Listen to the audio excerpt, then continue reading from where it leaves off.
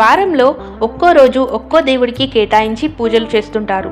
సోమవారం శివుడు, మంగళవారం ఆంజనేయుడు, బుధవారం గణపతి లేదా అయ్యప్ప, గురువారం సాయిబాబా, శుక్రవారం లక్ష్మీదేవి, శనివారం శ్రీ వెంకటేశ్వర స్వామి, ఆదివారం సూర్యుడు.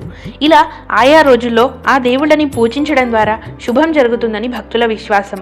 కలియుగ దైవం శ్రీ వెంకటేశ్వర స్వామి విషయానికి వస్తే శనివారం అంటే వెంకటేశ్వర స్వామికి ఎందుకు ఇష్టం ఈ వీడియోలో తెలుసుకుందాం. శనివారం అంటే వెంకటేశ్వర స్వామికి ఎందుకు అంత ప్రీతి?